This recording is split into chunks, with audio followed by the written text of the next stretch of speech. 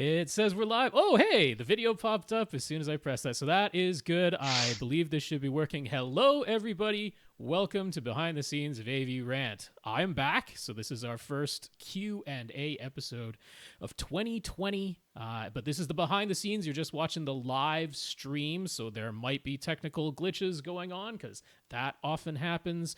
There'll be a cleaned up version that'll post later in the week. And yeah, you're being warned that this is just the behind the scenes version. All right, that's over there. Bring up images. I'm out of practice. I don't know how all this stuff works anymore. It says 102, but this says 100. It says more than that. No, those messages? These are messages. Oh, that's not what I want. I see. Am I on the right I thing had here? this. I had this before. I had it. Here it is. No, it's not either. Mm-hmm. What I just clicked. We're going to keep you in suspense, folks, as to what Tom is referring to. It will come up later in the podcast. But I had it. Where's the not messages, not new posts, not settings? But this is just. Where's I've done it before, I swear. Let me see. I swear, this worked. I saw a list of all of our patrons, and it was no big deal. And now it is not showing me. So how do I see them? Mm-hmm. I know next to nothing about Patreon. You clearly, I do as well. It's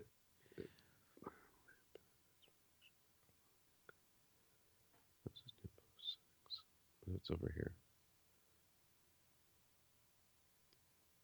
What if the random number that comes up is like 90 something or like worse? It's in the middle. It's like 60 something. Are you going to count? Okay, here we go.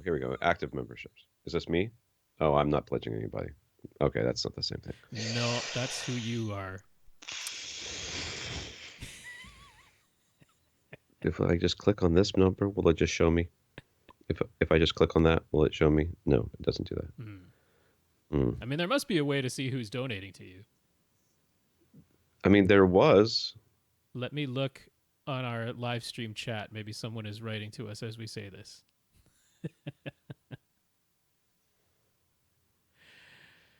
But I don't understand why it's showing up to. Okay, active patron. That's probably it right there. Yes. Okay. Yay! Okay. So there's going to be a couple. No, these are actually active. So all these people are, okay, except for one. I think there's, and these are in alphabetical order. So I don't know if I can order them in like a different way, because it doesn't show like when you. Oh, no, it's the last charge. Okay, so we'll just do alphabetical order. Okay, we'll just do it this way. Okay. So it's 102. 102 is the number. Oh, it's still 102. All right. Yeah, it's 102. That's fine. Yes, because I was able to filter out the people who were not active. Gotcha. Okay. Because there were some people that weren't active. Okay, let's go. Let's go. I haven't even looked at the questions yet. Well, I know. So. I like just copy and pasted them from my scrap sheet in this morning. So you had no opportunities. Not your fault. Let's not blame me for once. Nope. That's fun. I cannot blame you at all for this. All right, we ready? What time is it? It's 4 minutes.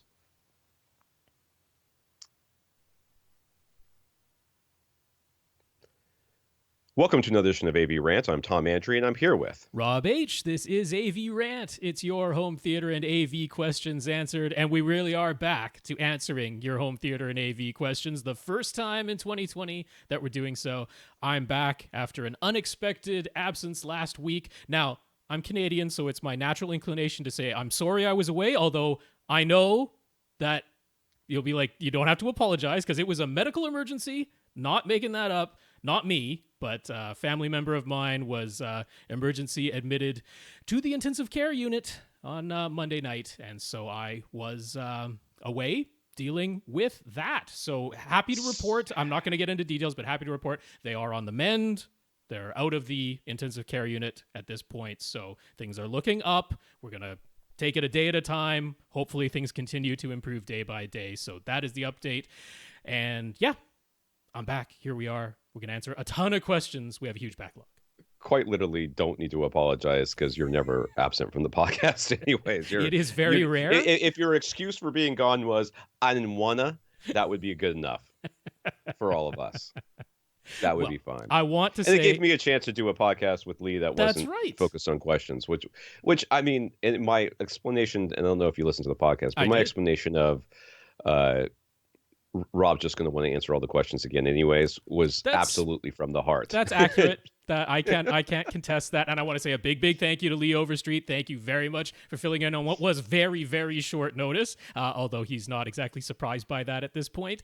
And that was fun. I listened to it. We got at least one person who wrote into our question at avrant.com email to say they really enjoyed that episode and the slight departure in format. So it was a hit. Everything was good. And we're back. It's 2020. Happy New Year. And here we are.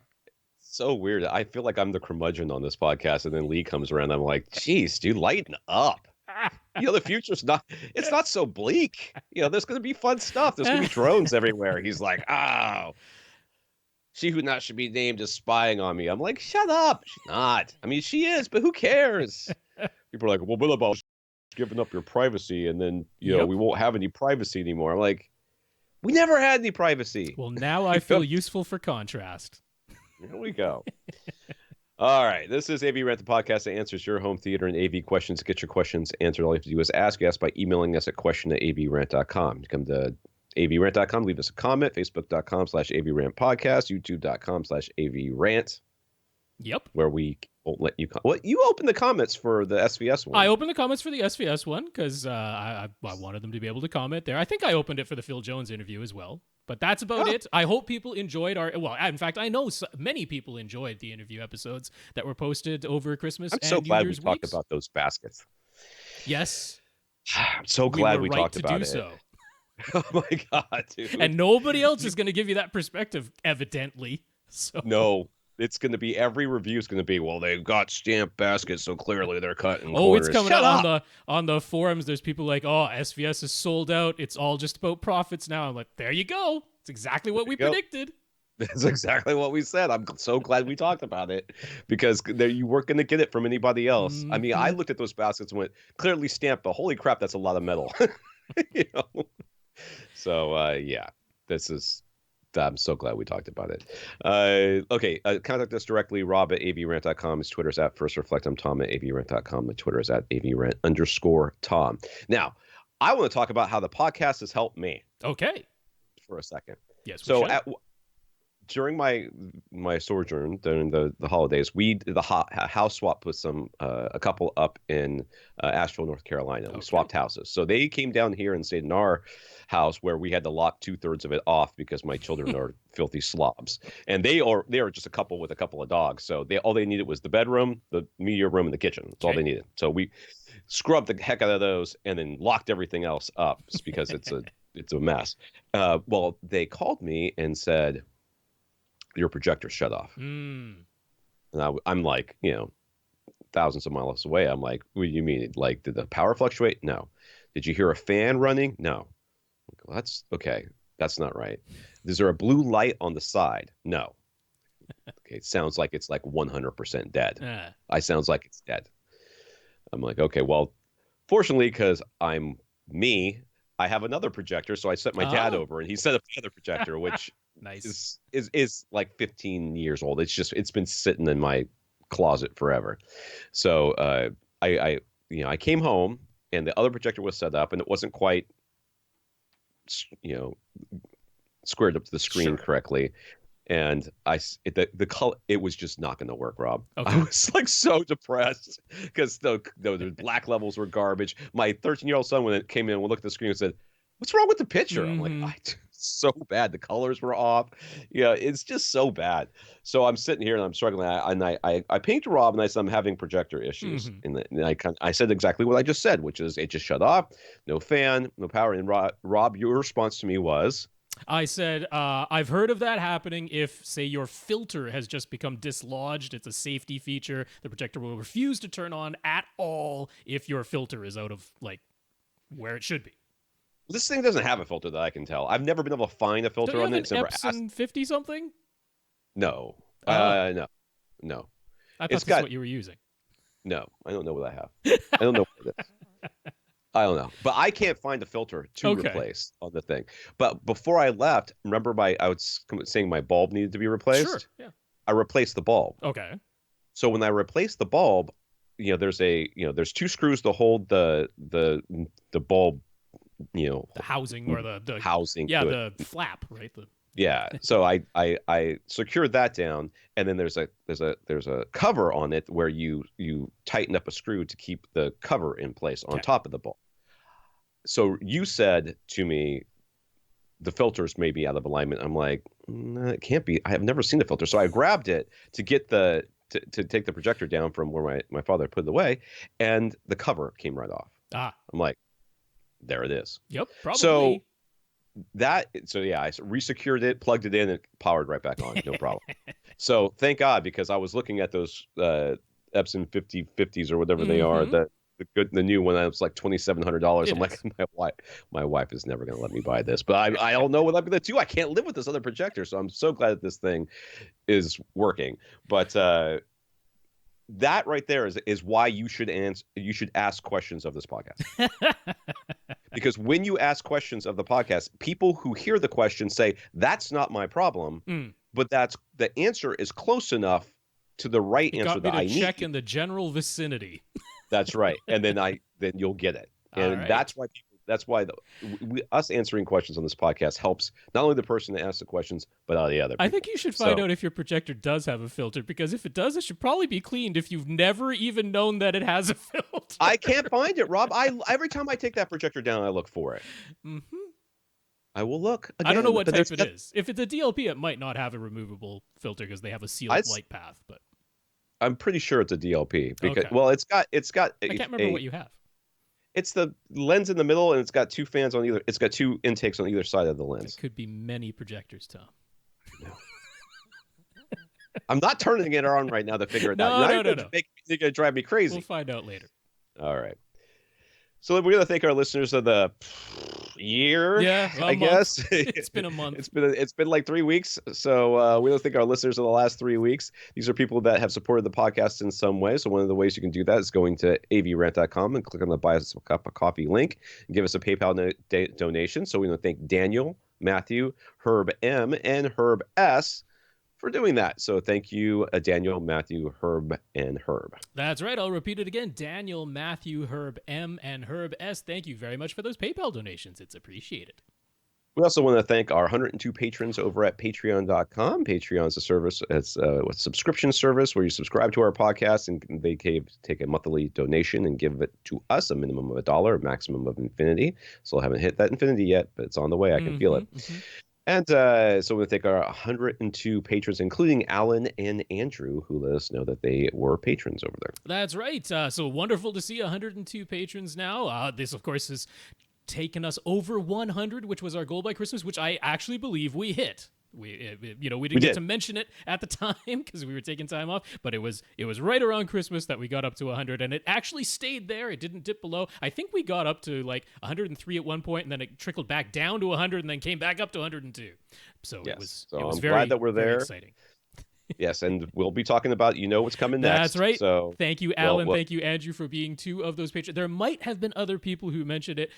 There were so many messages for me to go through, and I wasn't paying super close attention. So I apologize if I missed anybody's name who mentioned it. Just email them again. Absolutely tell me again. Anything that is missed for like this week and next week, please just feel free to email again, because it is entirely possible I have overlooked something. How many questions are on this list, just so we know? So at the moment, 22 complete ones, almost all of them multi-part, because people wrote us novels or wrote multiple times over the break, and that is like, there's still about a third left that I just haven't even got to the question. Okay, so we're on the upwards of 30 questions right now. Oh, so at least. Yeah. If you don't hear your question answered on this podcast, just wait. Yeah, that's it's right. coming. Yeah, at the end of this podcast, I'm not even going to mention who's still on the list, because we've got plans for this week, one way or another, to partially catch up.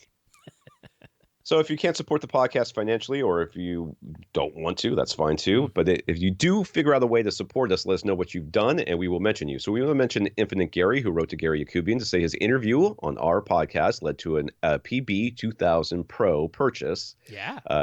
That's awesome. Damien shared our recent interview episodes with several Facebook groups and forums to try to attract new listeners. So thank you, Nice. Damien. And Michael led Accessories for Less know that our recommendation led to a X3500H purchase. So thank you, Gary, Damien, and Michael for talking us up to those companies. Absolutely. Gary, Damien, Michael, thank you so much for that support, and glad people were enjoying the interviews because that obviously led to good things. All right. So as we mentioned, there is going to there. We've been talking about that for a while. If we reached when we reached 100 patrons, we were going to have a prize draw from our listener whose name is not listed. It's Andrew L. And yes, even before that, here is mine that he sent to me. You'll have to look at the YouTube video, or Tom will have to look at Skype. But there it is. That is my wonderful TIE Fighter model that he sent to me. I see it. You have a picture in here. I see it. There is a little guy inside. There's a little dude. Is there really? In there. I don't think my webcam's going to be able to see over it. There is a little dude in there. It's very cool. That's awesome. And it's as big as it's bigger than a placemat for your table. That's quite large. Oh, it's not. I mean, well, it's hand size. The one that I got.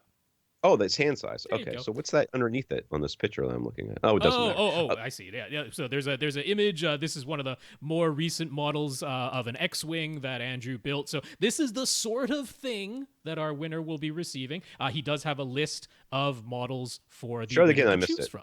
Hold it up. Did you hold it up before? Yep, I held up mine. Let me just. I wasn't looking because I was. Do. Here we go. Oh, TIE Fighter. I thought mine's you a were TIE Fighter. Oh, yeah. Oh, hold on a second. My stupid picture's in the way. Oh, awesome. It is. It's very That's cool. awesome. It is very detailed. I mean, you're not going to be able to see it on my webcam on YouTube, but he has done a very detailed job. And yeah, like I say, there's a little dude inside there. I don't know. Can't see him at all. You're showing this is the wing, not the. Oh well, that's you. You're seeing my Skype camera. I've got two cameras. Oh, okay. Everything That's why is I'm like, weird. what's going but on? regardless, All right, people on whatever. YouTube have gotten somewhat of an example. It's very cool. I like it very much. So, Fantastic. are we drum All rolling? right. We are drum rolling. So what we've done is I've pulled up our alphabetical list of people and that are our patrons, and there's currently 102. One of them is not is not a person. It looks like I think it's a organization. Organization of some sort. So I don't know what's going on with that.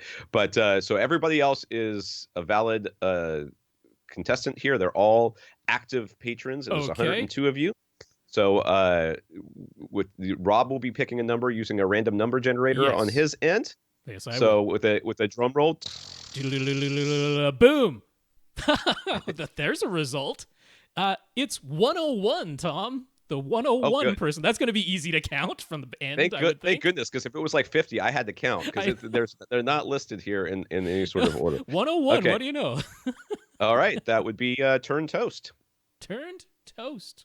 We know. Whoever that we have remembered that name. We don't know your real name, but yes, that is a name that you should be able to recognize yourself. You'll have to get in touch with us. I think. Can you see their email address to email them directly, Tom? I just closed it. You know what? Regardless, doesn't hurt. Email us. Question at avrant.com. Turn Toast. I know you've written to us before, so please email us again. Let us know that you've heard this. We will put you in touch with Andrew, and he will send you. You guys will sort it out. He will send you the list of available models, and congratulations. That's going to be really fun. The Romulan Warbird is no longer on that list because that's what I wanted. I just love the Warbird. Romulan Warbird is so sexy. The first time I saw that ship, I was all, awesome. Why does the Federation have stupid dinner plates? And the Romulan Warbird's that. All right, let's get into the news here. We got a lot of questions to get to. Yeah. So, CS 2020 happened. It did. Usually on my anniversary. So CS 2020 happened. So let's a little overview of that. Very quick. Not a lot has changed when it comes to TV. Yeah. Sony essentially changed nothing other than moving all the model numbers up to the letter H. It really was. Sony, I was like, wow, you just slapped a new number, a new letter at the end of your model number. That's what Sony did. LG added FreeSync to their existing G-Sync and HDMI 2.1 VRR, whatever that is. Variable refresh rate. All right. As well as showing off the new 48-inch OLED size they are strongly targeting at gamers, because 48 inches is, you want to sit right. I know for a fact, though, that listening to the AV forums in the UK, a lot of people in Europe and Asia are like, we would like smaller than 55-inch as our main television. So I think the 48-inch is going to be very popular for them. Yeah.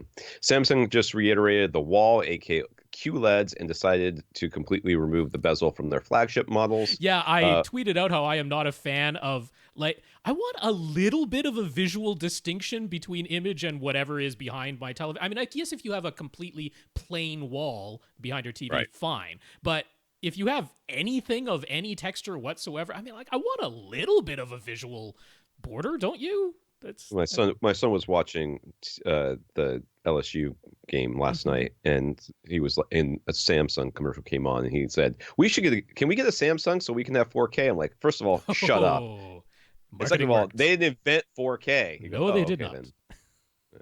Hisense is betting on dual panel LCDs. Yep, that's the black and white layer behind a color layer, so it's almost like pixel for pixel dimming.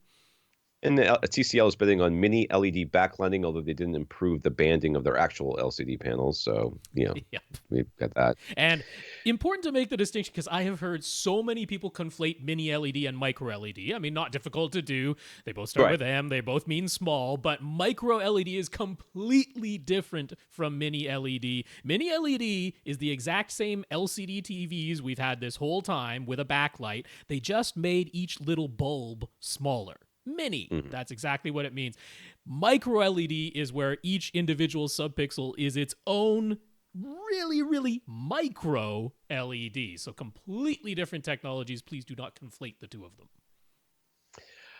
And maybe the biggest changes were from Vizio. They're getting into OLED and will be the only OLEDs in the USA with both Dolby Vision and HDR10+. They also made an 85-inch P-Series Quantum official. They're experimenting with mini LED backlighting as well.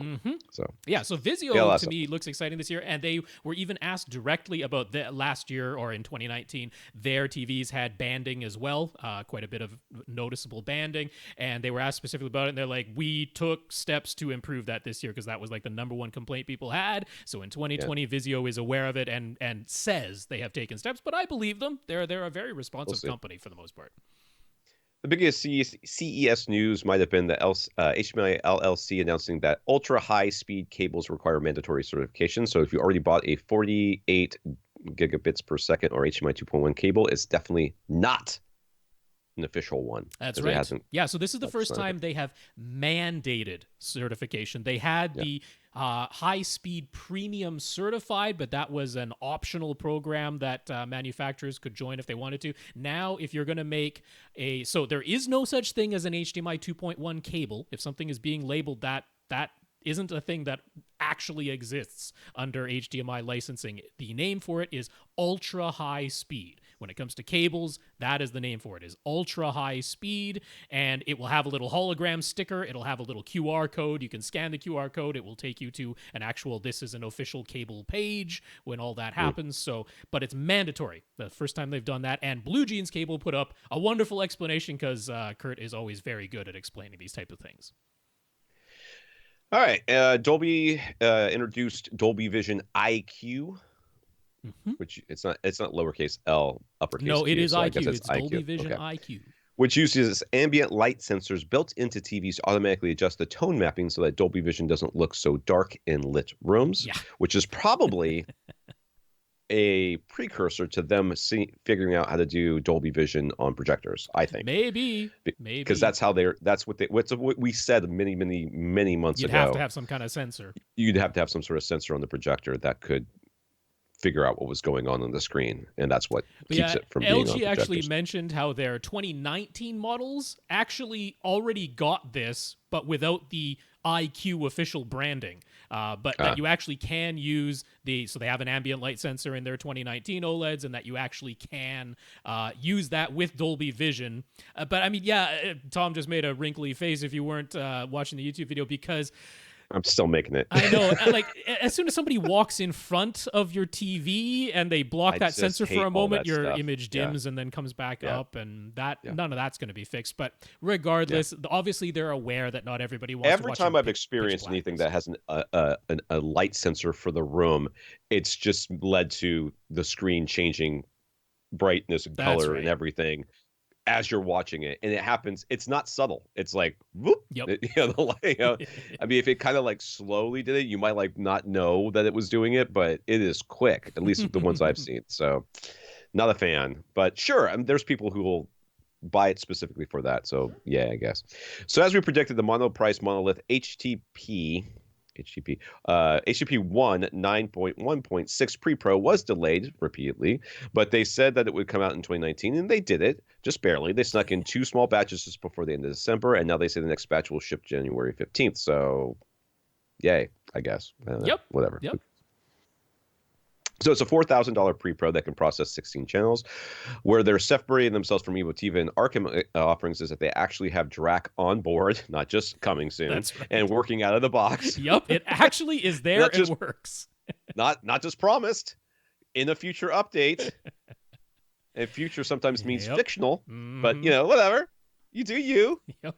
Furthermore, the manual reveals some clever tricks. They've included their own curves of equal loudness. They've added their own matrix processing to the DTS Neural X upmixer that can synthesize front wide and top middle signals from the Neural X 7.1.4 configuration. And for Aura 3D, they let you use a pair of top middle speakers playing in mono.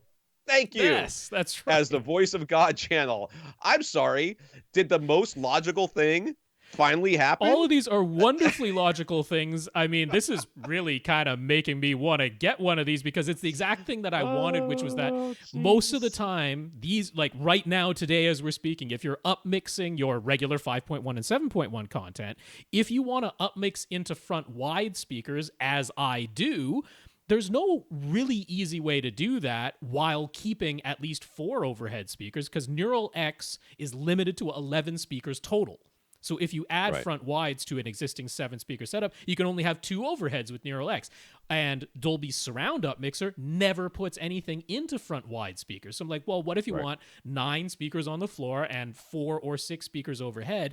How do you make that happen? Well, the good folks over at Monoprice were like, hey, we'll just matrix our own signal, and there you go. Now you get information in your front wides and your top middles.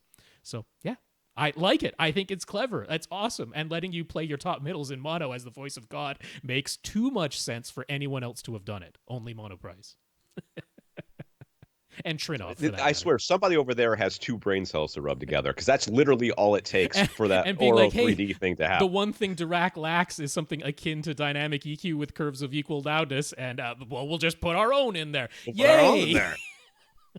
Dude, if they just took like the Fletcher Munson curves and threw it in there, that would be enough. They talk specifically about the Fletcher Munson curves, so I think that is maybe exactly what they did. And that would be fine. That would be better than the nothing that you had before. Yeah. So anyways, early adopters are reporting good results and very responsive and frequent updates to address any small issues. That's par for the course with Monoprice. And about the only thing to really watch out for is that all the pre-outs are XLR only. There are no RCA pre-outs. So you can use an XLR to RCA adapters if your amps only have RCA inputs, but you need the correct pin out. Not all XLR to RCA adapters are wired the same. Funnily enough, Emotiva's adapters are wired the way that Monoprice HTTP1 needs. So yes, and they're affordable. So you can avoid Emotiva's own processors because they don't have Dirac yet, and they have still HDMI switching problems and some other issues that continue to plague them, but definitely go to them for your XLR to RCA adapter wires if you need them. Yep. Good times. Can I just say that I do love Emotiva? I do. Let's reiterate that we are fans of Emotiva, but man, they never should have gotten the processor game. It has just given us way too much ammunition. When they bought Sherwood, whatever it was, yep. Sherwood Newcastle. Newcastle, that's what Sherwood Newcastle, and decided that they were going to get into that game. I'm like, it's been a tough road to hoe. It's a reason. There was a reason that company was cheap to buy. I'm just going to put you that way. I have no idea how much it costs to buy. I'm just making that up. All right, comments from our listeners here. Bernard on Facebook bought the SVS SoundPath wireless audio adapter so that you can connect the subwoofers wirelessly. He bought it on Amazon. Unfortunately, no matter what he tried, he got audible pops, clicks, and dropouts. That's not good. No.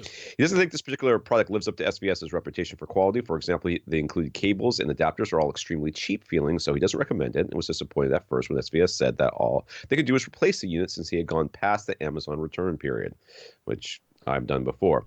But after the replacement also popped and clicked, they gave him a full refund, even though he hadn't bought it directly from SVS. So he remains very impressed with them as a company. So, all right. Well, no, it's not going to be. I mean, Everybody's going to have the perfect experience. Nothing steering us away from our top choice of Outlaws wireless thingy, because even though they're more expensive, I still like Outlaws the best. So DJ on Twitter needed to make some changes to his back wall for his new Sony 4K projector, so he decided to take our advice and add more absorption to his room at the same time. He took down all the existing shelves and posters, and then took down the drywall as well. So he put in 6 inches of insulation and covered it back with black speaker cloth. Wow. Okay. Yeah. That's one way to go. It's a false wall on the back wall. Yeah, he put his shelves back up, which act as some diffusion as well. So his entire back wall is just absorption now. Yeah. And it looks great. It's really cool. It doesn't look like it's. Even without the shelves there, it looks really clean. So yeah, I'm impressed with that, and that is a wonderful, very good, unobtrusive, visually at least, way to add a whole bunch of absorption to your room. I am, and you know exactly where the studs are to put your shelves up, because you can just touch the wall until you find them. No, none of those little things needed. All right, let's get to the questions here. Yay! Some of these are from last year. I guess all of them probably. Yeah. Infinite Gary. Yes, the no better way to start. First questioner of 2020. Who else would it be? Infinite Gary is here. Couldn't have planned it out better. I think he sent me about 30 emails over the break. So. Is it all about the new SVS sub, or just most of it? Nope. He's trying lots of things. All right. During Gary's listening evaluations, yes, sometimes there's a greater separation of instruments with certain pieces of gear, and sometimes this greater separation isn't a good thing in his opinion. It can sound less cohesive. So how much separation achieved by one how is such separation achieved by one piece of electronic equipment but not another? I don't know what he's talking about. I mean, I do know what he's talking about. This is a speaker thing to me, unless he's got. I mean, most often different. Yeah, unless he's talking about like different, like vinyl versus cassette. I mean, he was mentioning about like different amplifiers, or going from a pair of self-powered speakers to a similar but passive pair of speakers, and differences like that. I mean, when you say separation of instruments, I'm thinking delineation. I'm thinking the ability to concentrate on one particular instrument out of an entire orchestra, like you can in real life, and follow that one instrument, whereas you might not be able to on some other piece of equipment. It all sort of blends together, and it becomes difficult to follow one particular instrument. So, I mean, how is that? I mean, it's typically the result of faster transient response from the actual thing making the sound, the transducer, the speaker itself. If it has faster transient response, you won't have. That can come from the speaker design itself, but it can also come from the amplifier sign. I don't think that anything else in the signal chain is really going to have any effect on this. I mean, it really should. I mean, unless something is utterly wrong in your preamplification stage, that shouldn't be making this type of impact. So it's mostly the transient spots, how quickly mostly it's how quickly it's stopping in response to the signal saying, "Hey, stop moving." There's or always noise some floor inertia. could be an issue too. Yeah, noise floor could be an issue. It could be covering up. Yes. Could have things and distortion like of other types, harmonic distortion can enter there too. So I mean, it's entirely possible if you're using, say, some very low wattage tube amplifier that the reason a lot of people like those is because they don't give you hard clipping. They don't give you an actual damaging, this sounds awful, slap stop type of clipping. Right. They almost sort of naturally roll off if they're getting up there, but they will start to homogenize the sound. So it could be something along those lines, just higher distortion, higher noise floor, exactly like Tom said, could definitely be masking details. Now, why subjectively you might actually prefer a little bit of blending, I mean, that's akin to going out to an actual auditorium, and some of them have very little reverberation. Each note is pin drop precise, and others there's reverberation in the auditorium, and so it isn't as completely separate and easy to delineate. There, notes literally ring not from the instruments themselves, but from the auditorium that you're in. And people have preferences. They're like, I prefer to listen to an orchestra play at this venue versus this other venue, but that is a subjective choice. And so, I mean, nothing is wrong with you saying, hey, I prefer it when I get a little bit more reverberation or that little bit more. That could be a recording issue, It can be a too. recording I mean, issue as well, if you're, let's say you're listening to classical music, there is no, they're like, oh, this one was done by the Boston Symphony, or then this is the New York Symphony. Well, they're different, obviously different performances, but they're also in different venues and different, areas that they're recording this stuff in, and all that's going to make a difference. So, having that sort of preference, I mean, that's just normal. It's just natural. Yep. Secondly, he asked, should we expect a new streaming video codec in 2020 that will offer better efficiency and better image quality? If you think right now they're not, at least dozens, if not more, engineers trying to come up with the next best codec. Oh, and they at all times, you've lost your mind. Yes, they are constant. Now, will it come out in 2020? That I don't know. Is a bit of a question mark. So there was an excellent write-up done over at streamingmedia.com. And, if you want to go back a little ways, because it helps to have a little bit of history on this. So we had like MPEG-2, which is what was used on DVD and was used for HD broadcasts, our 720p and 1080i over-the-air broadcast. That was all MPEG-2.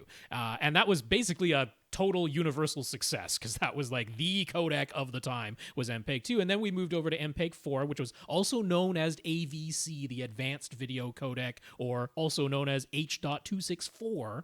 And that has also been basically universally supported. Like every web browser supports H.264. Almost everything that you have can decode H.264 on a hardware level. And it was what was used on Blu-ray discs, and it's what your cable provider and satellite provider are all using is H.264. We had another somewhat competing codec at the time, which was Microsoft's VC1. That was also on Blu-ray, and H.264 pretty much took over that.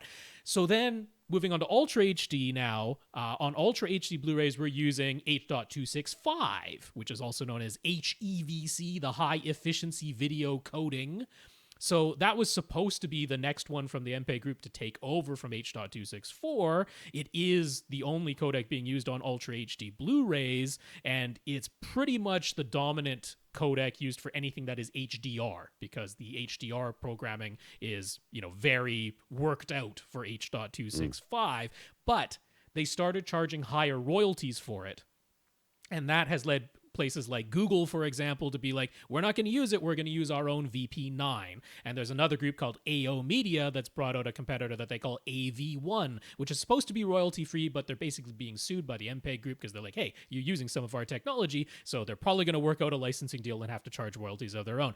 So that leads us all to what could be next. Like, what is Netflix using right now? Well, if you have hardware that can decode it, they're using H.265. But as StreamingMedia.com pointed out, there's less financial incentive now to try and get higher and higher efficiency, because the the internet bandwidth that we have now, it's less of a concern. It's more about getting into more houses than it is trying to be the absolute most efficient that you can be these days. So looking towards that, MPEG Group is, of course, working on their next one. They're calling it VVC for Versatile Video Coding. H.266 is going to be the code number, so they're just incrementally going up. That's their... Surprised they haven't gone to H.364 instead of H.265. But that is their future video codec. In fact, they sometimes shorten it as FVC, but it's officially VVC now.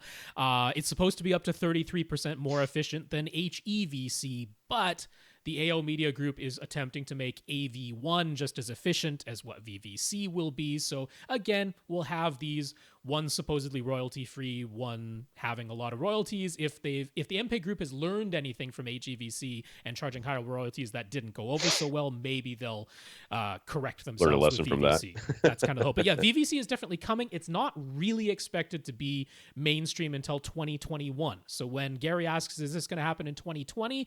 We're going to start seeing AV1. That's going to be happening in 2020. How ubiquitous it'll be, I have no idea. VVC will be coming in 2021. Right.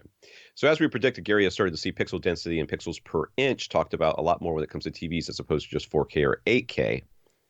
So yeah, we'll see.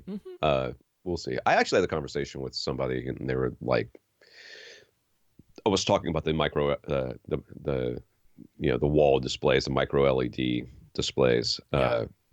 and he's like, I don't think I want that. I'm like, yeah, you say that, but it's when you can suddenly decide you want your TV to be 6 more inches diagonal across, and all you have to do is buy the panels to do it. Yeah. And, I it's going to be the thing. So, anyways, the first LED OLED he bought was a 1080p 55-inch model, so that was about 40 pixels per inch. His 4K 65 inch OLED has about 68 pixels per inch, and the new 4K 48 OLEDs just announced at CES will have about 92 pixels per inch, while the huge 8K 88 inch models have 100 pixels per inch. But a lot of Gary's content is still just 1080p. So when he gets a 4K, I know you're not the only one. No, that is obviously very common.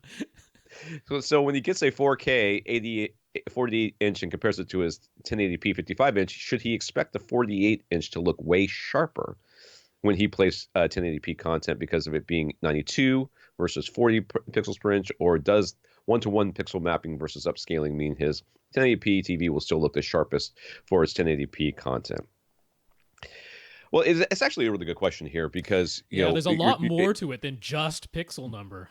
Yeah, because you're really getting into the scaling here, and that's and how close you're sitting to whatever it is. So if you if you get up to the point where you're just about to see pixels, but you can't see pixels, which one is going to be sharper, or a better image? Well, you're going to be closer to the physically closer to the 4K display than you are to the HD, the 1080p display. But there's going to be scaling going on. But are you going to be able? Is that going to help or hurt? In general, it should be very little difference between the two, or almost no noticeable difference between the two, in my mind. But I don't. I think the thing that you're going to run into is how the distance from the display that you can get before you start to see those pixels more than anything else. I think our phones are a really good way to consider this, because I mean we've followed along. If you've upgraded your phone every 2-3 years or whatever, I mean certainly if you got on board early on with the earlier iPhones and Android phones when they were, sort of first coming out, and you followed it along, I mean, the pixels per inch has just kept increasing and increasing. And I think there's a moment where it's not so much that things look sharper, but they start to look smoother, especially text, right? You can see it most easily in text where, one, if you go down to the lower pixel per inch display, it's obviously jagged, if you get your eyes close enough, you can just see the jaggies in the text. And then as you get that resolution and the pixels per inch higher and higher and denser, it all just smooths out. And so when you start putting 1080p content onto a 4K resolution display, but that 4K resolution display is physically smaller, so all of those pixels are much closer together. The pixels that are being interpolated in between the actual signal pixels, I mean, those can be used to smooth. You won't see the gradations as long as the scaling is good.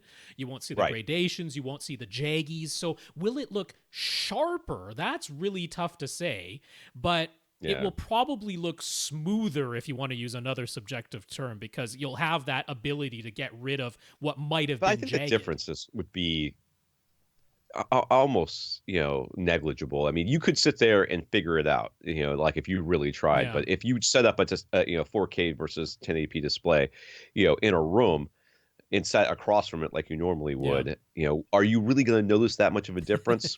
But I mean, in general, if you take your computer monitor, if you take a larger monitor and a slightly smaller monitor and you put them side by side, and even if they're the same resolution, but they're just different sizes, the smaller one tends to look a little bit like sharper, just because the pixels are closer together. You're not seeing pixels, you're not seeing jaggies, so to your eye you're like, oh, that's more pleasing, that's more natural looking. So I would suspect that the 48 inch will, again, the word sharper maybe not, but it will probably look smoother, maybe more pleasing. All things given, if you put it 255 inches next to each other, one's 1080p, one's 4K, you sit across from them, at a viewing distance that most people would normally use, or maybe a little bit closer than that. Yes, I think you would be able to see a little bit of difference with the 4K, but I don't think the differences would be monumental. It wouldn't Right. be like, oh, this one's 3D and this one's looks like garbage. They would be that one's very good and this one is also very good and maybe a little bit better Yeah. when during certain scenes when there's lines on the screen or something like that.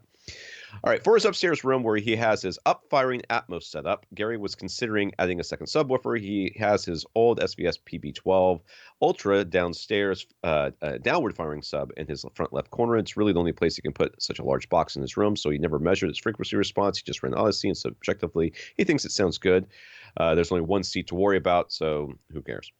If he were to add a second sub, the only place he has is on the right side wall, a little in front of the midway point. So is this what I'm looking at here? Yeah, I I mean, it's don't know basically in front of the door that's behind the sideways facing speaker.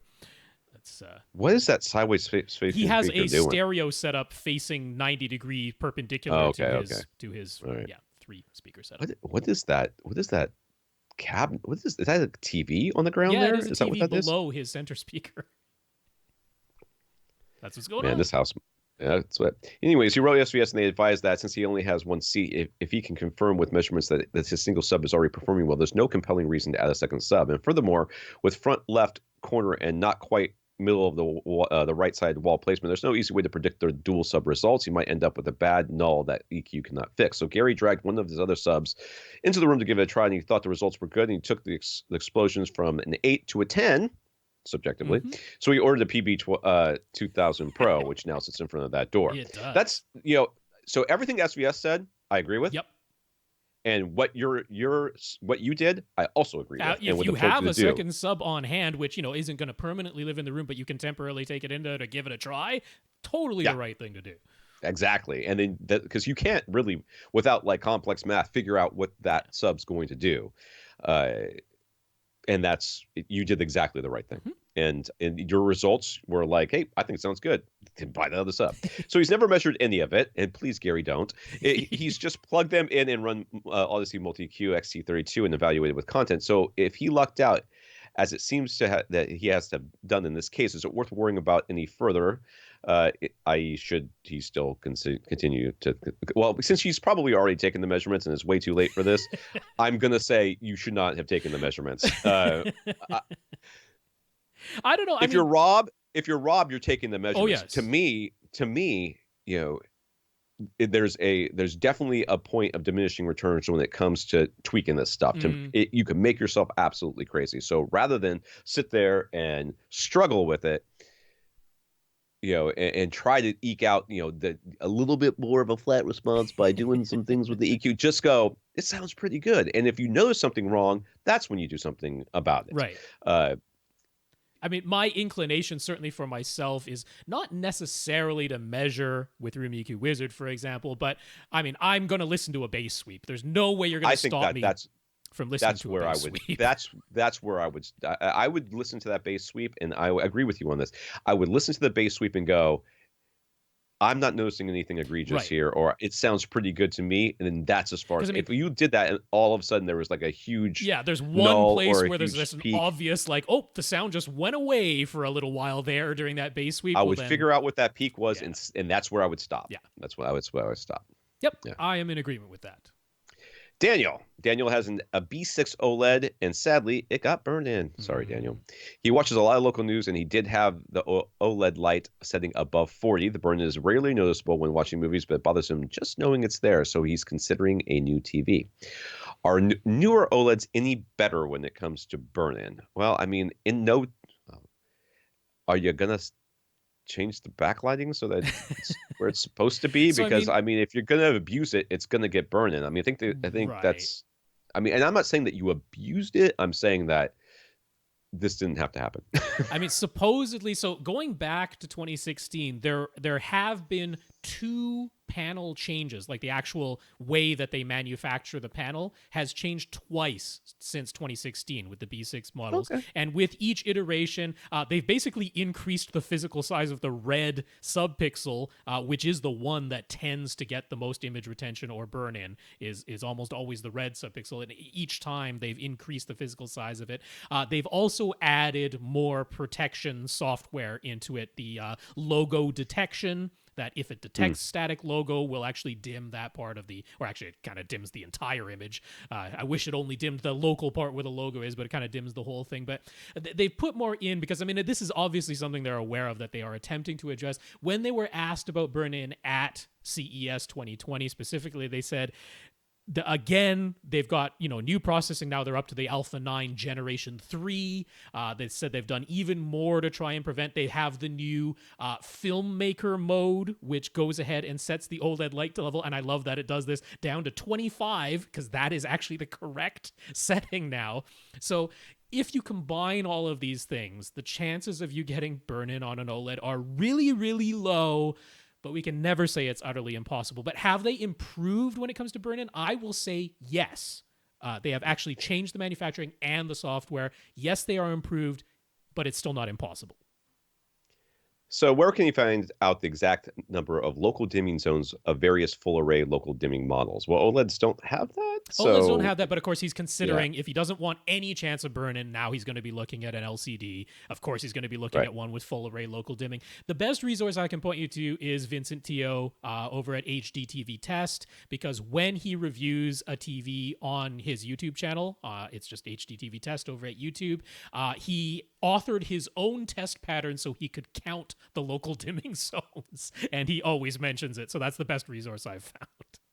All right. So his OLED is 65 inches. If he were to switch to LCD, he'd want to get a larger size as well. Some sort of offset the small downgrade in picture quality with a size increase. But when he tried looking at displays at Best Buy, the 65-inch Samsung Q80R looked like it had much better black levels than the 75-inch Q80R.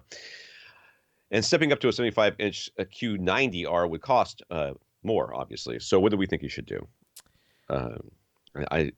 Going by what you see in Best Buy is often hard to. Very difficult. There was also the thing where now as I'm recalling it, I think it was Sony where the 75 and 85-inch models were the only one that got the wide viewing angle thingy that basically made them look like an IPS panel with much worse black levels.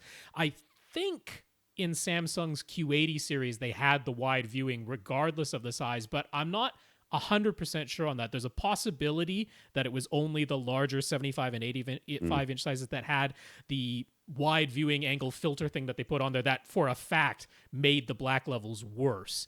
But there are more zones of local dimming as you go up in screen size. Samsung always does that, as does Vizio, as does TCL for that matter.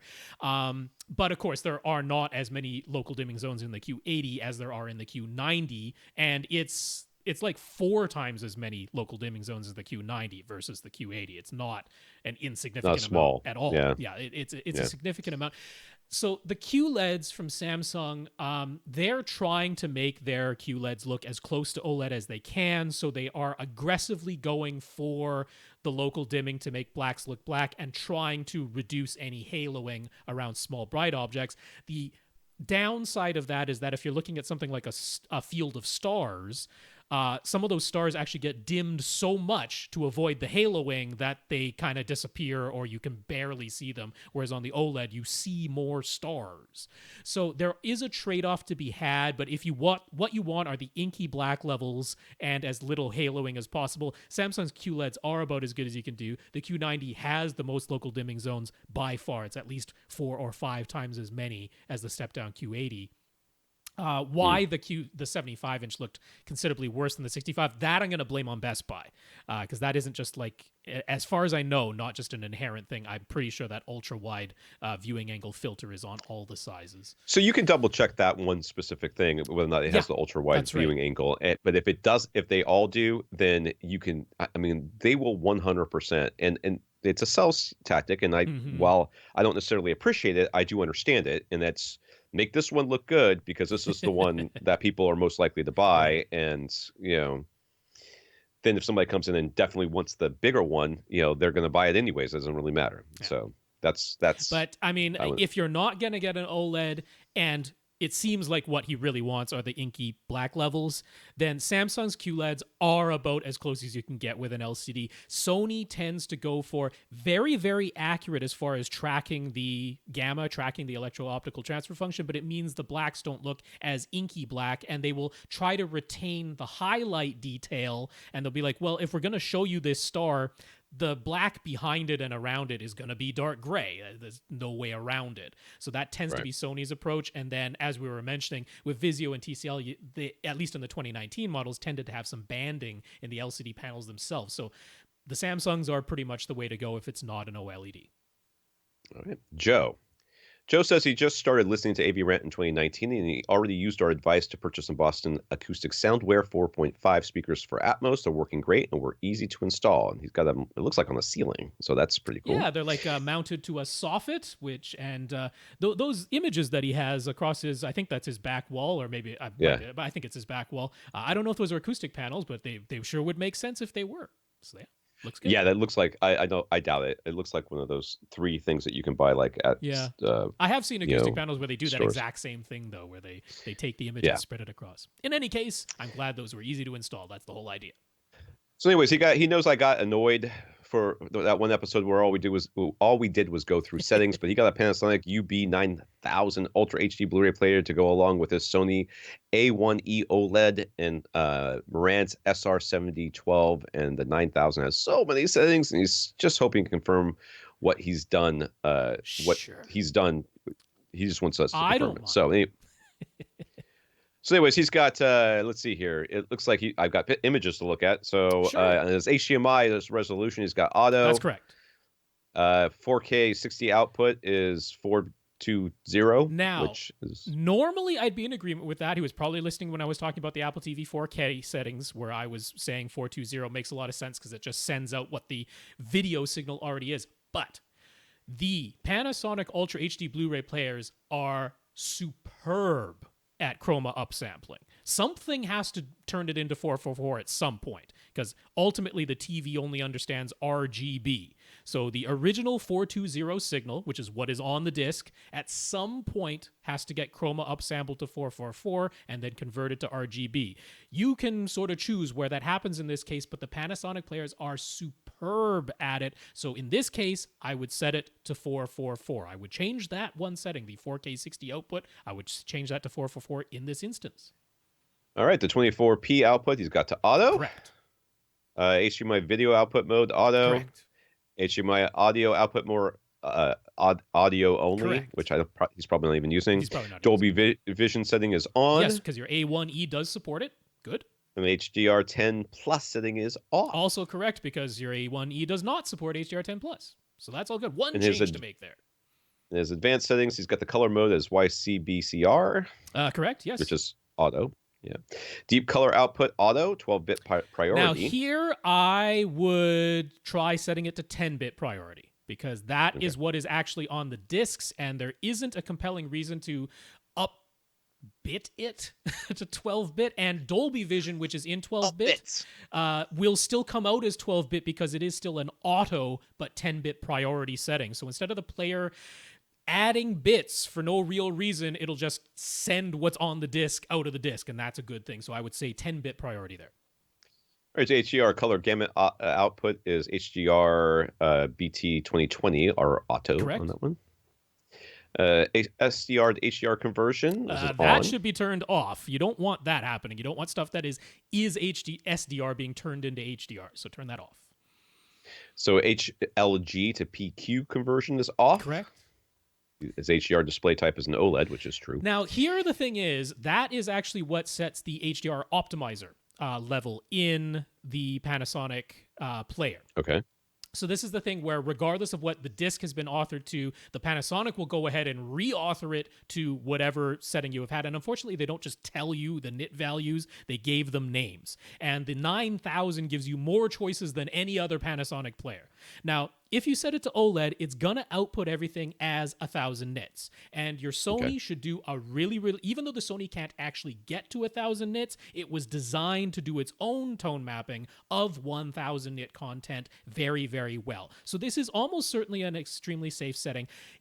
If you want to just try setting it to, say, the medium or lower brightness projector setting, because those are the ones that go to 500 or 250 nits respectively, you could give it a try just to see the results. It's probably correct, but you might notice a little bit more shadow and highlight detail with it, say, in the medium projector setting where it's actually retone mapping everything to 500 nits, which is about the maximum light that your OLED can actually produce. So it's worth experimenting on that one. So 25p, 50p output is off? I mean, unless you're in the UK, that's probably fine. Yeah. HECP output setting auto? Yes, definitely. Okay. And contents type flag is auto? Yes. Audio output is on. Yeah, it better be, because otherwise nothing comes out of your HDMI output as far as audio goes. Yeah. And 7.1 audio reformatting is set to auto. Now that you want to set to off. Yeah. Because that sounds like that's up. What does that do? Up. It takes everything that's 5.1 and turns it into 7.1 in the player. So turn that off. All right. Yeah. Well, I can already see we're gonna have some problems with this next one. So under audio, he's got dynamic range compression on, and that's got to be off. That needs to get turned off. Yes, please turn off dynamic range compression. So optical coaxial downsampling, whatever. You're not using it anyway. It doesn't matter. Using it. Down mix to stereo. You're not using it. HDMI output settings of music playback normal. Yep, it's correct. Yep. Yeah. And then the audio delay is 0, which is fine unless you're having some sort of syncing issues. That's right. Analog multi-channel audio is off, which is fine because you're using HDMI anyways. And voice guidance setting is off. So I guess you can talk to your remote. Setup. Now, I will say in this audio setting, there is a section for the digital audio output, which he didn't send an image of what he set there, but there is an important setting inside of there.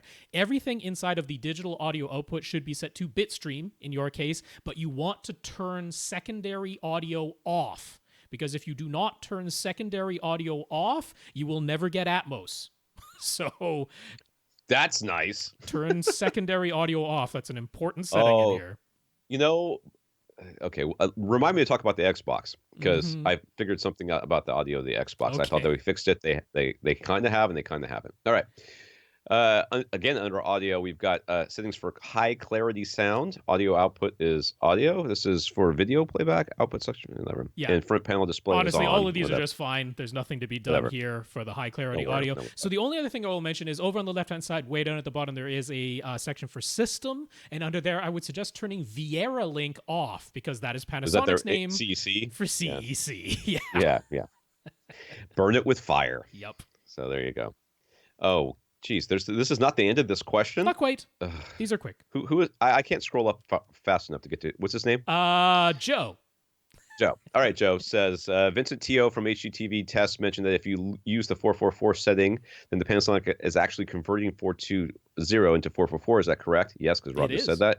Is that why Rob previously said to set the Apple TV 4K to output 420 instead of 444? And the answer, of course, is yes. Yeah, because in the case of the Apple TV 4K, I don't know, it does a fine job of converting to 444, but I prefer to just, when it comes to like streaming video, I'm just like, just get it out of the player and let my TV handle it. But I know for a fact the Panasonic does a superb job of it, so that's why I mentioned it specifically. So as Marantz and Sony both have HDMI signal format options with the choice of either standard or enhanced, what do those do and what should they be set to? Well, if you ever want to see HDR, they have to be set to enhanced, because HDR will not go through standard. The reason standard is there is because if you have a 3D TV, a lot of those won't work if the enhanced signal is being sent to them.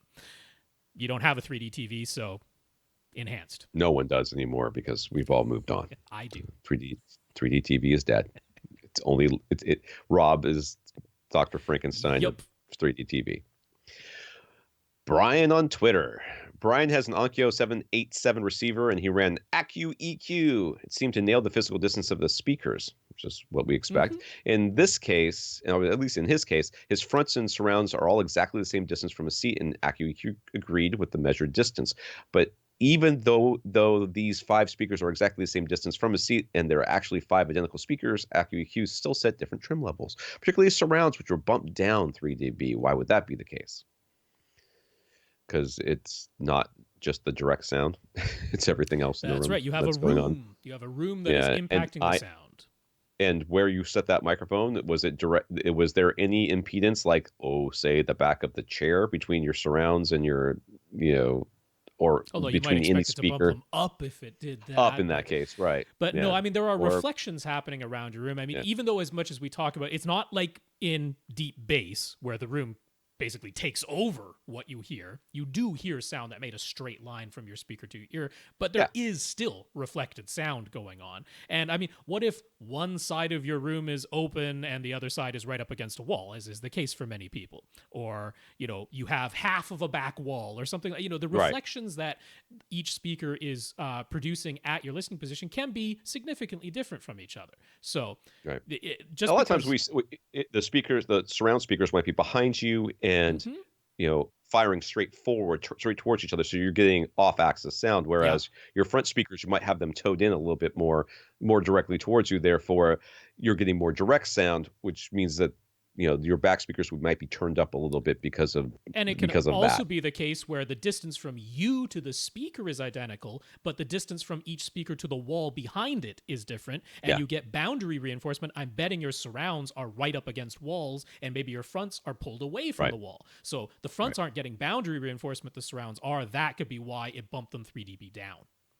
So when he manually increased the trim levels of his surround channels, did that negate everything Accu EQ had done? Well, it negated the trim levels that it set. But I mean, it's at distance and trim levels, so you negated half of it. Well, but, I mean, you altered the how loud each one is playing, but I think he was worried about the actual equalization that applied.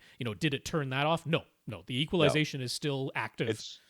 It's still doing the thing it was doing. It's now just you bumped up those trim levels. So if a sound is coming from all the speakers at once, then it's going to be a little bit louder in the back than they thought it was going to be. That's right. So anyways, he preferred the way things sounded with the surround channel trim level set manually versus the lower. So is that wrong? No. I mean, it technically is, yes. But it's not. I mean, objectively, you have set them too loud compared to where they are. Sure, but who cares? The thing to understand is that Accu EQ's trim levels are only correct at full reference volume. And Onkyo doesn't have something akin to dynamic EQ or Yamaha's YPOW volume or Monoprice's own, curves of equal loudness based on the Fletcher-Munson curves.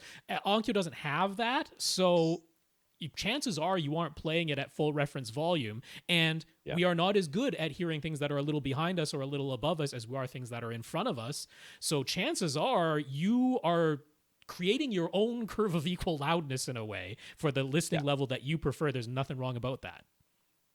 And I guess, so I will tell somebody, or I will think that somebody is wrong if they do something that is not the proper way or the established way of doing it without thought.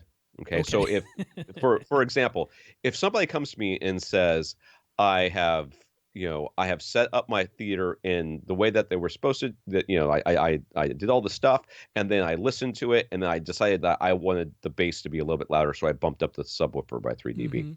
Great. If somebody just said, I set my speakers by ear and it sounds good to me, I'm going to be like, you're wrong. You know what I mean?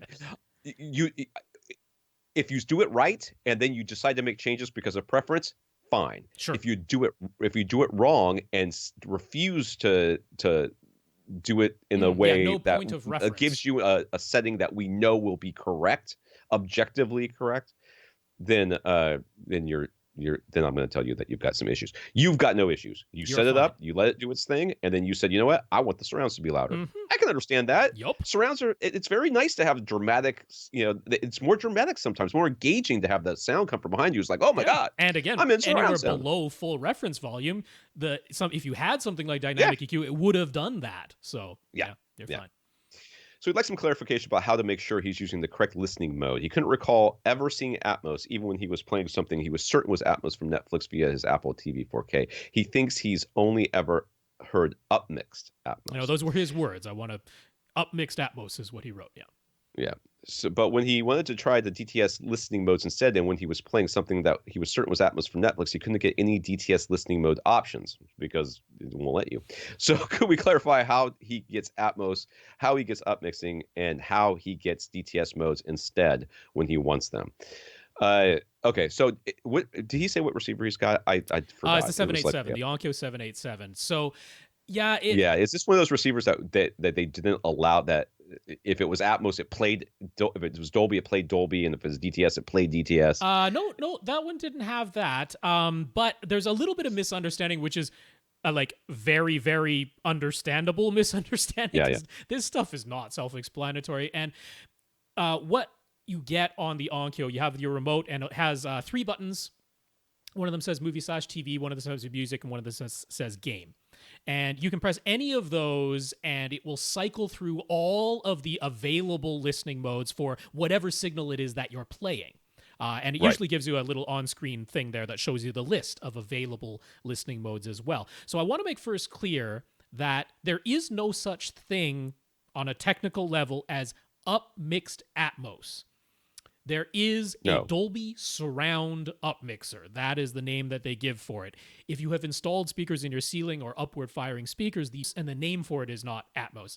Atmos is its own individual separate format, and only a signal that is Atmos will result in a listening mode that is Atmos. And if the signal is Atmos, the only thing that can play it back is Atmos. You can't turn an Atmos signal into DTS at all. There's just no option to do that. So if you're playing something from Netflix or off a Ultra HD Blu-ray disc or whatever that you know is an Atmos soundtrack, if you press any of those 3 listening mode buttons, it doesn't really matter which one of the options in the list should be Dolby Atmos. And as long as you've highlighted that, he actually mentioned how, for whatever reason, the front panel display of this Onkyo doesn't scroll like Atmos across it. It just gives you the Dolby logo. That's all you get, which is unfortunate. Oh, well, yeah. It's a little bit unfortunate, but if you press those listening mode buttons and it highlights Atmos, like, yeah, that's it. Atmos is Atmos. Same for DTS-X. DTS-X is DTS-X, and that's it. For everything else, if you're playing from your cable box, let's say, we know that's going to be coming in as Dolby Digital 5.1. And you press any of those listening mode buttons, you're going to see a whole bunch of optional listening modes, because Onkyo has their DSP programs too. They have their rock arena and their jazz club and their church, just like Yamaha does. Onkyo has that too. You're going to see all of those. You're also going to see amongst the list Dolby Surround and DTS Neural X. Those will be 2 options available. And those are your up mixers. Those are the things that are going to take your 5.1 signal that's coming from your source and make it so some sounds come out of the speakers overhead or your upward firing speakers. Those are up mixing those things. And you can cross-pollinate. And you have a choice. Yeah. And same if you were listening to, say, a DVD that had DTS 5.1, the original DVD of Jurassic Park. Only apply something that is DTS to anything that isn't Atmos. Atmos is stuck as Atmos. Dude, you're getting super laggy. Oh, I'm sorry. Your voice is getting super laggy. So I hope at this point in the video that we put up, say goodbye to any lip sync that we may have had. Yep. It's gone now. It doesn't exist. All right. So that was that. I went back and checked my Xbox settings. And it appears I did is I changed the bitstream to be like DTS or whatever the option is. So when I was listening to stuff on the Xbox, it was putting everything out bitstream, DTS, whatever, and then I was getting up mixed to Neural X. Okay. So I think that I was using the DTS up mixer. So I switched it back to Atmos. Okay. And now everything's in the Atmos container. So if it's a 5.1, I finally, the side surrounds do play correctly, not the back surrounds. So the side surrounds are playing correctly, but everything's in the Atmos container, so none of those other speakers are playing anything whatsoever. So, but that's the way you have to listen to it if you want to get like Netflix Atmos. Right. You will not get Netflix Atmos if you don't set it to Atmos. Yes, you must set it to the Atmos bitstream in the Xbox One X. So I keep vacillating back and forth on how I'm going to have this thing set up, because I want to finish watching House on Haunted Hill, the series, on Netflix, which is the first couple of episodes I watched with my son were really good, and then summer ended, and he's got school, so I can't keep him up late watching that stuff anymore. But I'd like to get back to doing that. But hey, just in time for the new consoles to come out, they finally kind of figured out. That's right. This stuff, but I really wish that it would just go bitstream. Whatever came in is what you get. I mean, I don't understand why they can't do that. Because then you won't get their precious system sounds. That's why it all has to be decoded, remuxed, and re-encoded. Yeah, they can mux me, baby. Well, that's the name of the podcast. Mux you. Mux you, baby. Glenn. First up, Glenn just wanted to share a warning to stay away from Abe's of Maine, as they tried to old bait and switch him on a phone call after their low advertised price. Yeah, they are a known retailer of those dubious practices, so that's fine. I have no idea who this company is. Yep. Yeah, that's fine. Okay. All right. Anyways, Glenn bought a new C9 OLED and would like to wall mount it with a fully articulated mount. Any suggestions for a specific mount? I mean, there's a lot of them out there. There are oodles. I mean, that's why he's hoping for a suggestion. Yeah. I mean, so the mounts that I normally look at first, if you're going for quality and you want to know that you're getting something good, is Sanus, Chief. I know the Chief makes wall mounts. Peerless is the other one, yes. Those are the three that I normally look at. If you get something from them, you got quality. Now, there's going to be other ones that are out there, and some of them are going to be highly expensive and highly specific. So in those cases, you're going to have to look for reviews or other evidence. If you're looking for something specific, like it mounts above your fireplace, but then it comes down and lowers 4 feet, so that's in front of it, that you might not be able to find that exact thing from one of the companies I just mentioned. No, I mean, a C9 OLED, I mean, it's expensive. Obviously, you want something that's going to hold it very securely, but it's also relatively lightweight for the size of TV. OLEDs are weight-wise quite light because they're so thin and there's nothing to the panel. And so you don't actually need something that's like super bulky to hold an OLED because they're relatively lightweight. I'm going to probably say, I mean, Sanus, absolutely, I would tell you. Video Secu is also one who makes less expensive. The reason I mentioned those two specifically is because both of them offer, I mean, Peerless and Chief do as well, but they're more expensive and you don't really need it. Sanus and Video Secu both offer affordable models that have post-installation leveling. It's not very much, but it's, if you're just a hair off kilter, it sure is nice to be able to perfectly square that up without having to like literally undo all the lag bolts you just put in and redoing it. To me, that's worthless. So like Monoprice, they're the cheapest. You can get a very nice fully articulated mount for like $40 from Monoprice, but it doesn't have the post-installation leveling.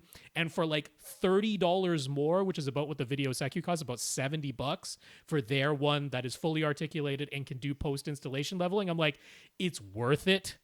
Because yes, it's a one-time thing, but man, is it annoying to be off by 2 millimeters and you have to take out lag bolts to readjust that. Yeah, don't mess with that. I am quite literally never ever going to care about 2 millimeters. I just can't. But if you do, isn't it nice to just turn a little gear and it's perfect? I would rather re-wallpaper that entire wall if the lines on the wallpaper are visually distracting me than try to re-level that thing.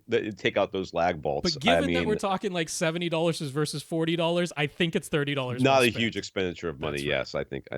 So he's doing a setup in a 12 by 16 by 10 bedroom. Years ago, he bought an Onkyo home theater in a box that's still serving well to this day. But now you'd like an audio system upgrade. You'd like to keep the budget around $1,500 or less, and he's hoping for a 5.2.2 configuration.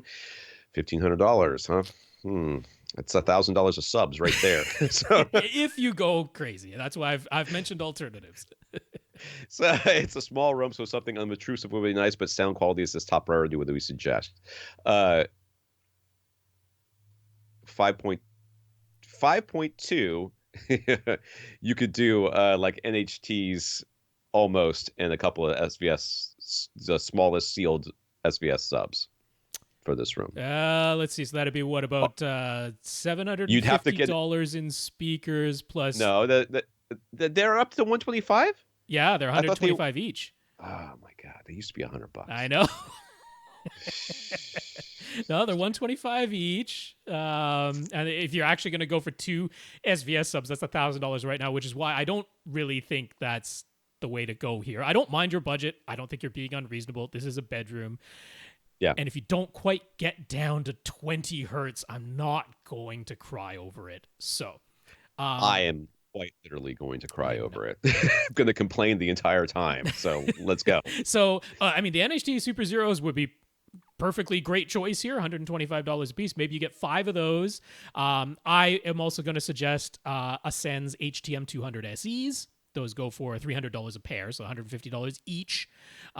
Both of those, maybe you get 5 of those, either 5 of the NHT Super Zeros or 5 of the HTM 200 SEs. And then for your overheads, those Soundware 4.5s, Boston Acoustics from Accessories for Less. $140 for a pair of those, because there's no real reason why your overheads need to be $300 per pair of speakers or even $250 per pair of speakers. I agree with that. You could even, to save some money, make those your surrounds if you really wanted to, because you can wall mount a pair of Soundware 4.5s on your side walls. You can wall mount all of these things. You can wall mount all of them, yeah. But there, I think you're getting reasonable for 7 speakers. I think the Denon X2400H from Accessories for Less for $300 is a killer deal here. Because you don't, I mean, it's a small room. You don't need the pre-outs. You don't need XT32. You don't have to go. Although it is only $500 to get all of that if you really want to. But we're working on a budget here. So it's the subs, right? The subs are the little bit of the challenge. Now, if you want 2 subs that are, I think, very reasonable here, Dayton's sub 1200. They're $150 each from Parts Express. You can get 2 of those, and it'll fit your budget. I know. They go down to 25. I say you. First of all, if I were this person whose name I've already forgotten, Vincent, is that right? It's Glenn. If I were Glenn, the first thing I would do is I would go to Accessories for Less, and I would look at the speaker options there, and then because you could get all Boston Acoustics, say that'd be perfectly reasonable. You could go all the way around with Boston Acoustics, and those would be fine. Yep. Then I would say I got to get the receiver I wanted. I look around. I look at the KEF options on there too, because they've got some good KEF options up there that, for your front 3 might be nice. And then Boston Acoustics or, NHTs, whatever, for the surrounds, and then, Boston Acoustics overhead. I know we're now mixing and matching. I would then say buy the single SVS sub. You certainly could. And then, say, okay, my next purchase will be the matching sub, which we've all verified that you could call them up and say, I already bought one. Can I get the $100 off for the second one, which is usually what they give you for buying 2. And they almost, I've never heard anybody say, oh yeah, they told me no. Well, I mean, they advertise right on their website that if you're within a year, they definitely will. And a lot of people have been slightly over a year and they've still been willing to. So yeah, absolutely. Yeah. I think you've got good speaker options there. I'd stick with that X2400H. And then, you can start with one SVS $500 sub. Or if you're just like, I got to have the 2 right away, I don't mind those sub 1200s from Dayton at all. I don't know, man. Tom's not a fan. That's fine. No, I mean, I'm a fan. I'm fine. Right. It's fine. I got nothing wrong with those subs, but it's 20 hertz. I know. I gotta get me that subsonic bass, man. I gotta get down to 19 if I can. So that's just me. But you decide. Tell us what you do and take some pictures and send them in, because I like to see it. How are we doing on time? All right, Ted. So Ted says he's beginning to consider the construction of a new house, which would, of course, include a dedicated home theater, which would be nice because this is legacy audio Ted, right? This is legacy audio Ted. That's right. Okay. So this would be great for him because he's got way oversized speakers and subs for his current teeny tiny little room. Yeah, and he's got couches. Floating stacked in the air, practically stacked on top of each other. It all seems a little precarious in there, I gotta say. So he started researching ideal dimensions and room shapes and came across one article that mentions the golden trapegon. Mm-hmm. That's a word? It is. I've never heard of the word trapegon before. Think cowbell. The cowbell is if the cowbell weren't open at the bottom, if the cowbell had a closed off bottom, that would be a trapegon. So it's basically a shape where the back of the room is both taller and wider than the front of the room. So the ceiling slopes upwards towards the back and the side walls slope outwards towards the back. Is that a thing? Should you consider that shape for a custom home theater build? Are you building an auditorium or like a, I mean, are you going to have a full orchestra in this room? Because that's when that shape makes sense. Yeah. You're basically creating a horn Yes, you are. for the instruments that'll be at the front. That's right. It makes it so that the people that are, back when opera did not Mhm. have microphones and scrolls that told you what they were actually saying in English, those people could sing at a more reasonable level and not kill themselves trying to get people in the back of the room to Yep. hear. No, Ted, you want rectangle Yeah. so that your subwoofers can be placed easily. That's what you want. And if you Rectangle, find sir. yourself a contractor who cannot build a rectangle, it's time to walk away. That's right. That should not That be man says I can difficult. only do non-parallel lines. That's right. That is not the. If he only works in non-Euclidean geometry, he worships Cthulhu, and you should run away. He's going to So I mean, the sacrifice Golden you. Trapicon, I mean, it is a thing in audio. This article is not wrong when they're talking about room shapes for audio. Yeah. Like bringing it up, no, it is a thing, but yes, it's an auditorium thing. It's not what you want for a home theater, where not everything is at the front of your room and you're way at the back. And by way at the back, I'm talking like 120 feet at the back. That's not what you're building.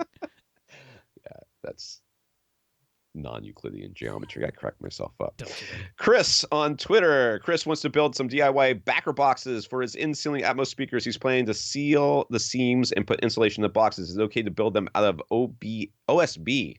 Oriented strand board. I don't know what that is. Or would an upgrade to plywood be worth it? OSB's fine, man. With this OSB, is it as long as it doesn't vibrate? That's the only thing you really care about. So I mean, that's what they sheathe almost all houses with now instead of plywood. It's like chunks of wood that are all glued together. Oh yeah. That's fine. Totally fine. Yeah, that's for fine. a back box. Totally fine. I was thinking like wood paneling. Nope. That's what that the stuff was, and that stuff would vibrate like crazy. So yeah, you wouldn't. Oh yeah, no, that's fine. And I like your idea of it's a little bit of acoustic caulk on the interior seams, so that it's not leaking air. But very cheap, easy, good stuff. So movies always get remastered for home release, right? And all TVs are 16:9. So why do movies still come in different aspect ratios? Why not remaster all movies to exactly 16:9 for home release, so that we never have to worry about black bars or 2.35:1 screens? Because you're cutting off the image. You'd have to do something. You'd have to cut or stretch or pan and scan something. Does nobody remember the first scene with Jamie Lee Curtis and her girlfriends walking home at the beginning of the first Halloween movie, where they took the 2.35:1 so they could get all the girls on the screen, and they squished it together for 4:3 for our square screens we used to have. Even worse. Everybody was like really super thin and stretched out. Does nobody remember that and remember seeing that and going, well, that doesn't look right? Because that's what we're talking about here. I mean, I guess he's thinking, could they be forward thinking? And sure, for the theatrical release, it's 2.35:1, but they actually captured image above and below. And so you could just reinsert that into the home release. And actually, on some TV shows that were like originally going to be broadcast in 4:3, but they recorded them kind of cinematically. We're seeing that with some things that have been like remastered because they actually did record more, but then you also get ones that were not done properly, and now you literally see a camera person off to the side because it was supposed to be cropped off, and now they're just taking the full camera image. So I mean, I'm generally speaking a pretty big proponent for director's intent, as long as the director's intent isn't to change Star Wars after it's already been theatrically released. In which case, then that director can go muck himself. So mucks himself. That's right. So director's intent is very important here. And if you've ever seen where they have cropped things like this, sometimes what they'll do is they'll do a pan. Sure. So I've seen and I can't tell you what movie it's from, but I've seen a scene where there's three people in an elevator basically, and they're talking to each other. So the person in the middle is always on the screen, and then the camera pans left and right to kind of capture the other two people. But what you miss is when you get the one person on the right in there, the person on the left is reacting and doing things that the other two actors are reacting to that you can no longer see. So why don't we do it this way? Because it's I mean, if the director, if like Rob said, if they captured all of the stuff and the director was looking at it in that way and said, okay, well, we'll film it cinematically and then we'll crop it as needed afterwards. or like we're just gonna film the whole thing wide and then we'll crop it and then there's like the audience and chairs and you can see the stage manager running around.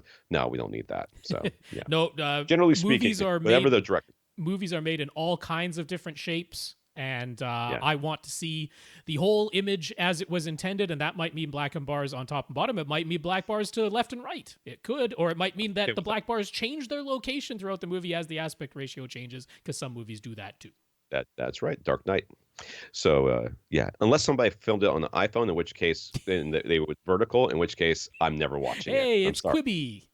That's exactly what Quibi is all about. Damien's question is forever long, so let's be brief on each answer. Okay. Damien continues to update his basement home theater. His wife painted the front wall using Sherwin-Williams black paint in an eggshell finish. I will tell you right now that I'm a huge fan of Sherwin-Williams now. My son did a Eagle Scout project. He went to Sherwin-Williams and said, I'm doing an Eagle Scout project. Can I get a discount? And they said, yep, take it all for free. So that's a discount. That's nice. A discount. They were very, very helpful, and I'm very appreciative of that. Damien thinks it looks great. He hung a 100-inch pull-down screen that his mom found him for free. Okay, and then followed our suggestions to just turn on his white van projector that he got super cheap and move it into position after the screen was in place, since the projector has no lens adjustment whatsoever, not even any zoom. Yep. Okay.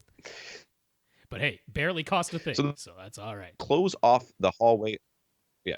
There you go. His wife would like to close off the hallway opening. Can we suggest motorized curtains that would work with his Harmony remote? And what should he use for the curtain material?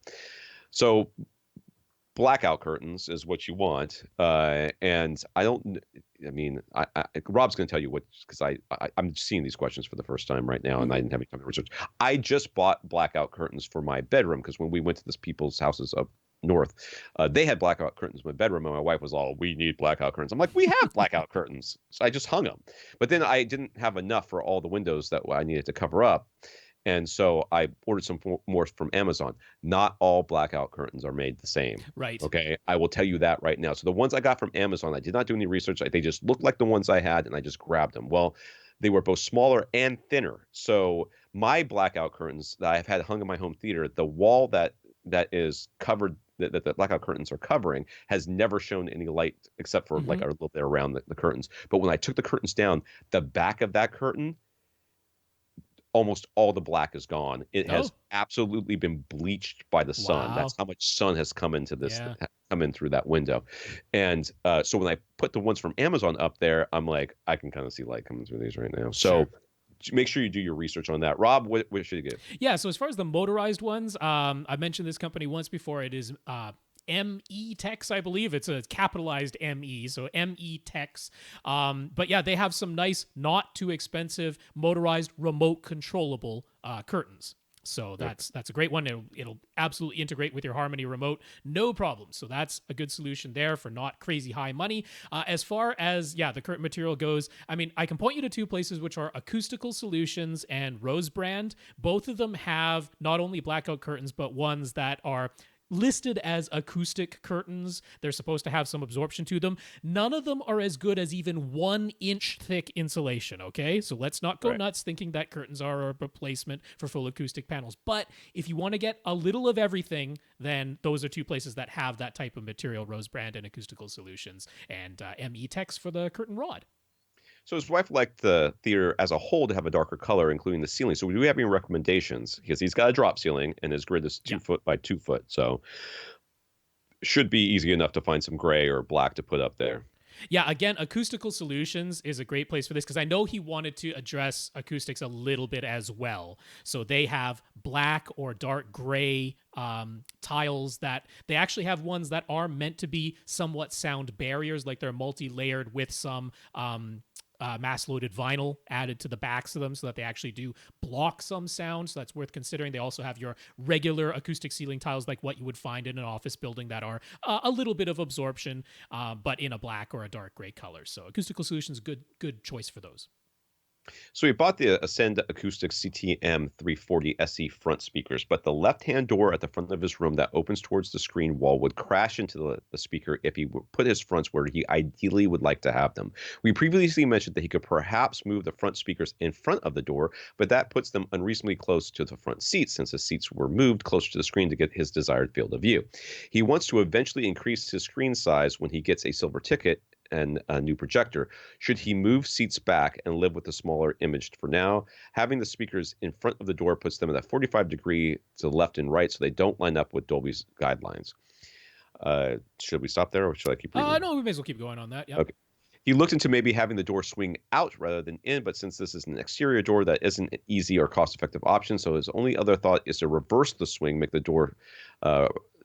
it a right-hand door that swings towards the left side instead of towards the front wall. If he snugs the front left speaker close to the front wall, it might just fit. So what do we think? He's got tower speakers, doesn't he? Yeah, I mean, well, so they're actually technically big bookshelves because they're the Ascend CMT 340s, but he got the pedestal stands that make them look very much like towers. So, I mean, originally he set them up just to the left and right of his screen, and he's hoping to get a larger screen at some point. So they're going to be at least as wide apart as they are in the first image that he had when they were to the left and right. Right. It's not as though the door is like literally into the corner. There's a little bit of space there. And obviously the way the door is hung now, yes, if you open the door from the outside, it's going to crash into the speaker if it's beside the screen. So he's like, if he just reverses the door so it opens the other way, still into the room, but opens the other way, I don't know if that swing is going to clear that speaker. Also, it's not nothing to reverse a door. Right. Well, I mean, it's a chisel and...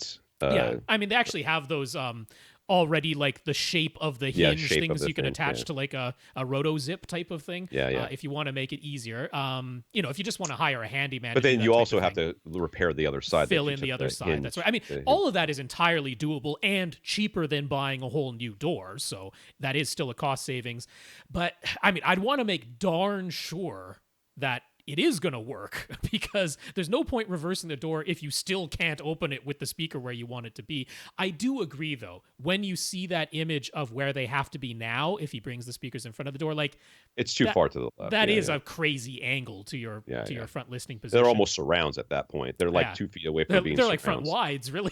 They're even closer than front wides, it looks like. Yeah. So I mean, there's no real issue having those speakers quite close to the front wall. You know, Dave himself will tell you that 1 inch is like the actual minimum. 3 inches or more is what he would hope for, as in terms of from the wall to the back of the 1 inch speaker. is just to clear the binding posts. Exactly. So, but I mean, there's no real issue there, and you do have a little bit of depth from the front wall to where the door actually begins. This might work, but I mean, just make darn sure that if reversing the door, okay. So yeah, eventually you're gonna have to deal with this door situation. But for right now, what I would do is I would snug those speakers as far towards the screen and back against the wall as I could, just to have the door work. I mean, could he just leave the door and just put in a stop so that the door can't bash into the speaker? Well, that's what I was thinking too, but it depends too on where it's hitting. If the door's got to open at least 90 degrees. If it's not opening 90 degrees, you're going to have a problem. But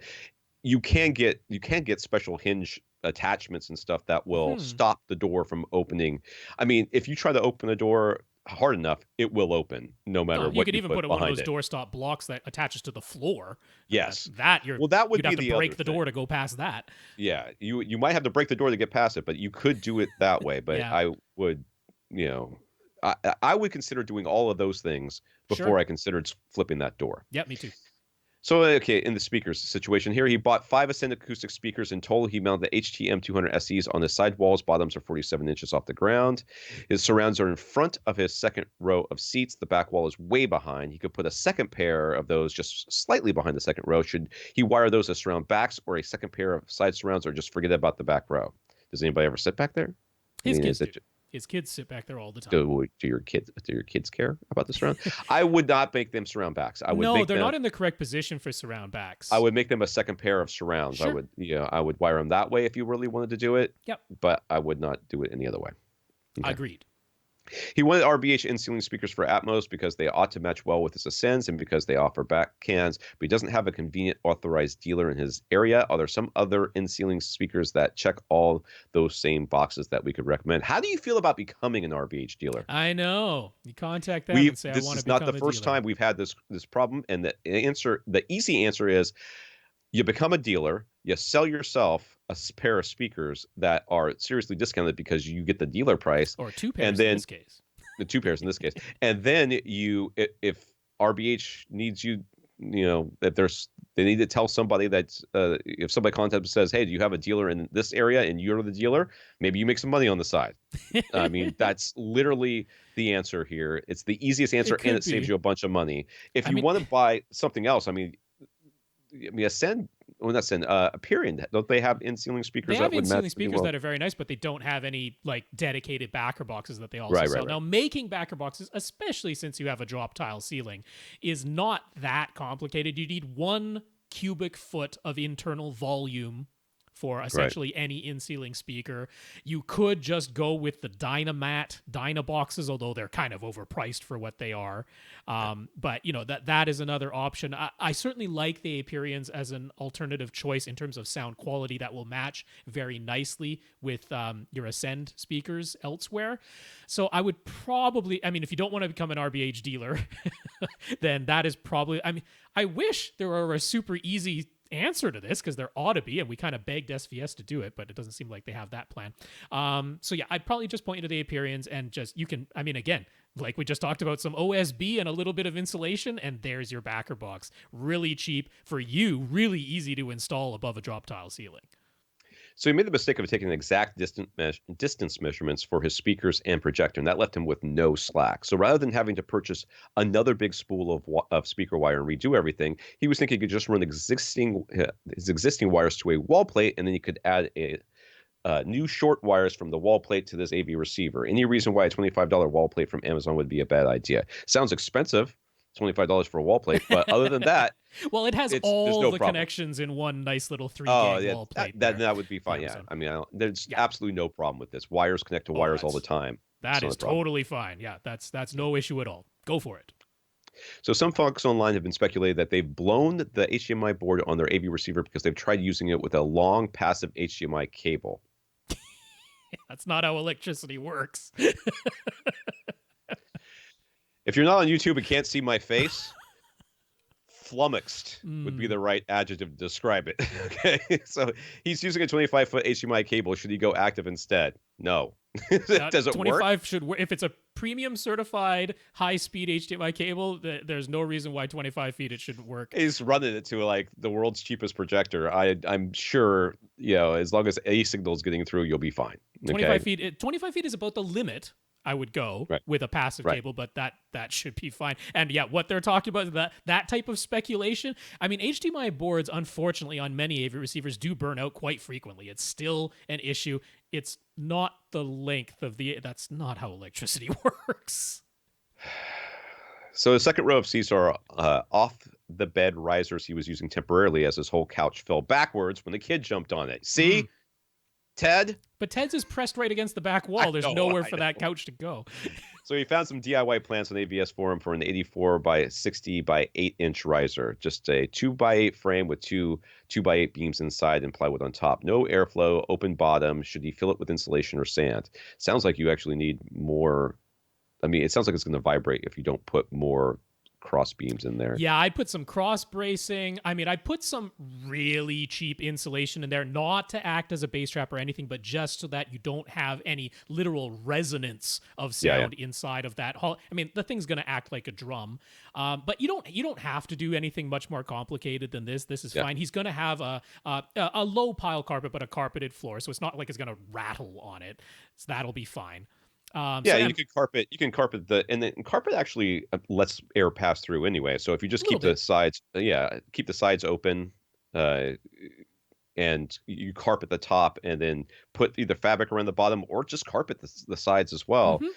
Throw some insulation in there. It's not going to be a great bass trap, but it will still absorb something. I'd add a little bit more cross bracing when they did, and the guy who was describing it was saying, "Oh, he kind of wishes he had made the interior ones, just to hold up the plywood, basically 2x6s with a gap underneath." I'm like, no, don't do that. That turns the whole thing into a bouncy resonator. Keep it as inert as you can. So just 2x8s all around. I'd add a little extra cross bracing, put some insulation in there.